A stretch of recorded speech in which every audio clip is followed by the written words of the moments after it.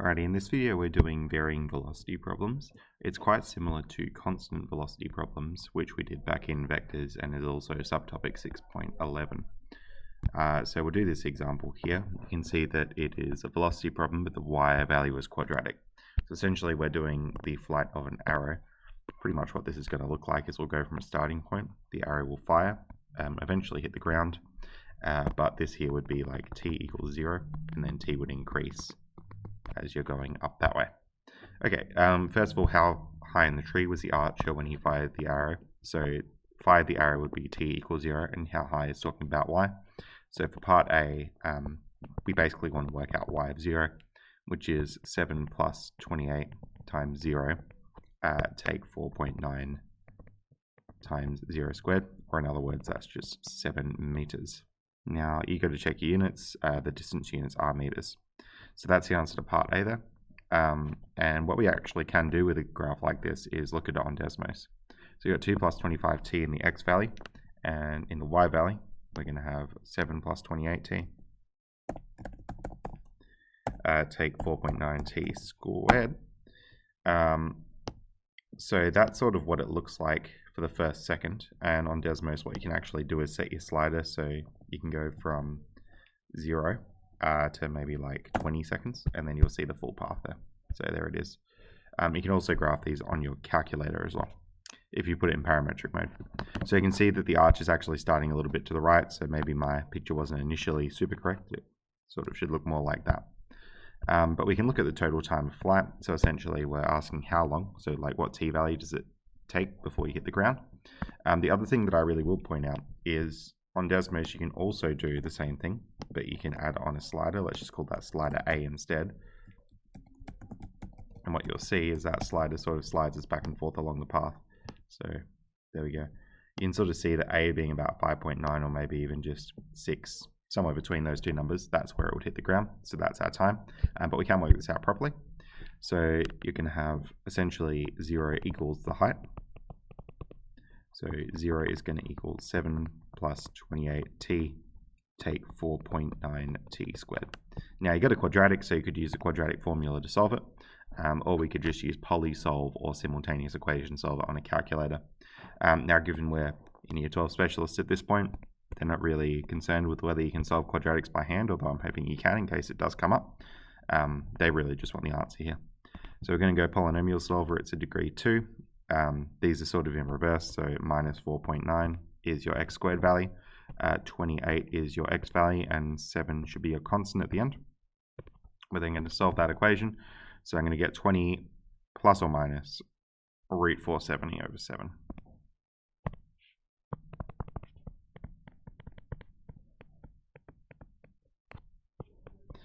Alright, so t essentially approximately equals, so it's going to be 5.9542 or minus 0.239. Now if you sort of look at the graph, this value here corresponds to the 5.9542 bit. And then if you trace back in time, where it hits the ground again, is t equals minus 0.239. So this one is not realistic because the arrow does not travel back in time, it travels forward in time. So that is the correct answer. So it will take 5.9542 seconds. All right, fantastic. Next thing we're going to do is part C. So how far did the arrow fly horizontally? So essentially horizontally would be your x value, and then we're going to work out x of 5.9542, which roughly equals.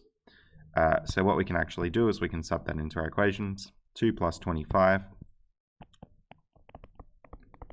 times 5.9542 roughly equals, and we can work that out. So back into normal calculator mode, 2 plus 25 times 5.9542 should roughly equal 150.855. So that's what we get there.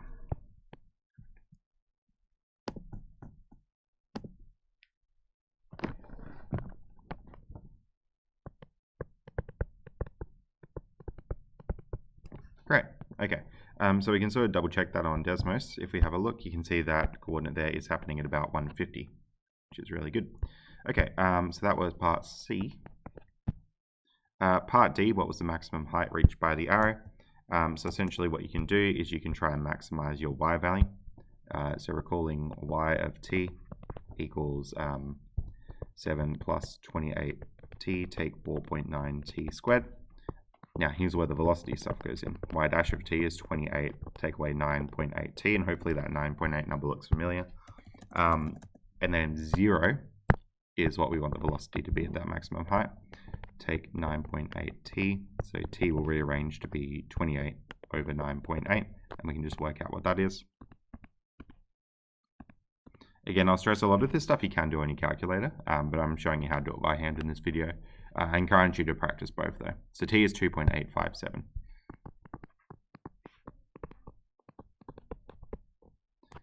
You'll notice that it's kind of halfway to the time it takes to hit the ground, but it's not really. The maximum here happens halfway between the two x-intercepts, so it's not completely halfway until it hits the ground. All right, so that was part D done. Part E is to find the velocity vector for the arrow. So I might move up here and do that. Part E. So essentially, the velocity vector, we have to take our x and y value and differentiate it. So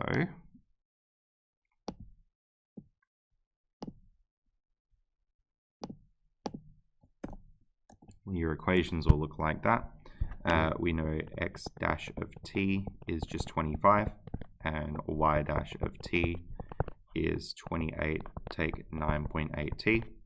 Therefore, the velocity vector, that vector is just x dash of t on the top, y dash of t on the bottom, which is those derivatives. So 25 and 28 take 9.8t. There we go.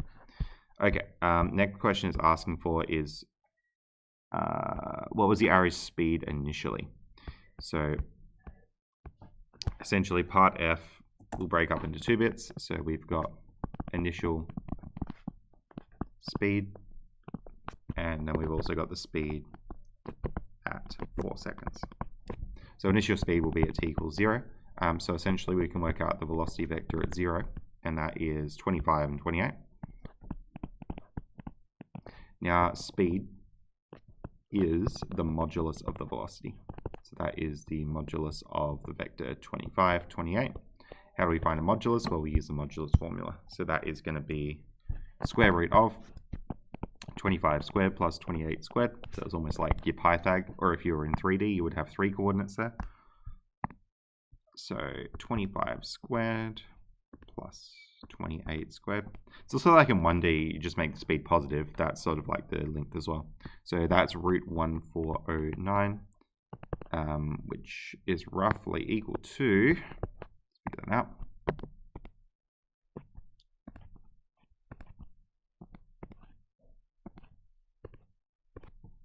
.537. Now we need some units on this. That is meters per second. Next we're going to do the speed at t equals 4. So we take our velocity vector and we plug in t equals 4. So v of 4 is 25, and then it's going to be 28, take away 9.8 times by 4. So that is minus 11.2.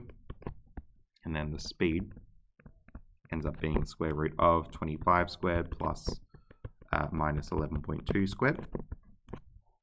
So let's work that out. Now that minus 11.2 will just become positive once you square it. But I will put it all properly in brackets and everything just to be extra careful.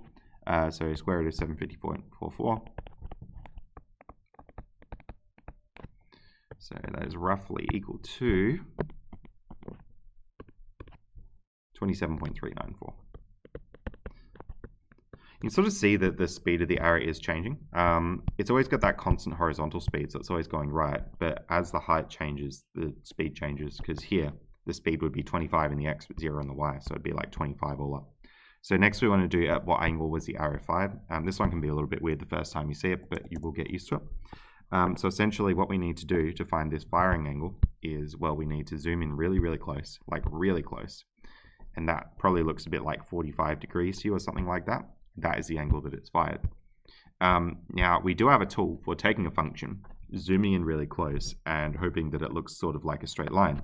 And that tool is literally the derivative. So if we draw sort of our arrow, what we want is we want the tangent, so that linear approximation, which is given by the vector v of t. And then we want to find sort of the angle in there. So let's step that out. We know that the v of 0 is 25, 28. So I'll just draw that in. So 28. So sort of what you're looking at is you're looking at like a right angle, not a right angle triangle, but just a triangle. Sorry, it is a right angle triangle, my bad. But the height there that it's going up by is sort of 28, and the horizontal is 25 going across. You have to really remember that this is like, these are speeds, these are not distances, but you can still get the right idea. So essentially what we're going to do is we're going to inverse tan, our opposite over adjacent. So this is our SOHCAHTOA stuff, and that will give us the theta value. So let's work that out. I'm just going to work in degrees here. It doesn't matter what you do as long as you're clear. Just that degrees might be a bit less confusing when we're interpreting it in the real world. All right, so we're going to go inverse tan of 28 over 25. It gives us that number there, 48.240.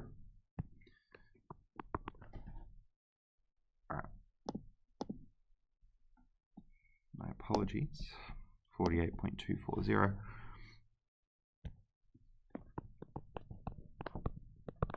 Just be really clear about whether you're in degrees or radians, so really making sure you put units there. So this is the firing angle, and if you want the landing angle, we're going to work out v of the time where we land. Now I think we worked that out before, that it's 5.9542 seconds to land. So we're going to work out v of 5.9542 and see what that is. So the x coordinate in our velocity vector here is always 25. And the y coordinate will be 28, take away 9.8 times that answer we got before, 5.9542. Now I should be using the full version here, but I don't want the video to take all day. So that's 30.351. And I'm hoping this makes sense that the y velocity here is negative because like the arrow is traveling downwards at the point where it hits the ground. So we sort of got that y, which is minus 30.351, and the x value is 25. It's a right angle triangle. We want to figure out that angle there. So essentially what we're going to be doing is inverse tan of the length of that y bit. So 30.351 over 25. We'll see what that gives us.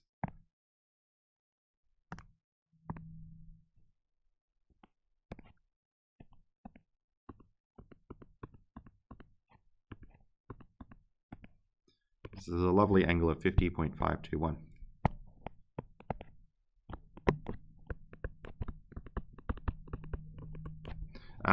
Cool, so it fires at 48.290 degrees and lands at 50.521 degrees from the horizontal. And I'm hoping that sort of makes sense because you can see like with this arrow, it's sort of landing at that 50 degrees. So that angle that it's making there is 50 degrees. And if it did keep curving down and hitting ground back here, it would make that same angle of 50 degrees because a quadratic is symmetric. But the reason why the firing angle is a little bit less is because like you can imagine this entire path here.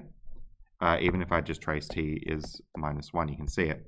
You can imagine this entire path here is starting to curve down. So eventually the angle becomes 0 and then becomes negative. So by the time you hit the place where it actually fires there, the angle has decreased a little bit. That's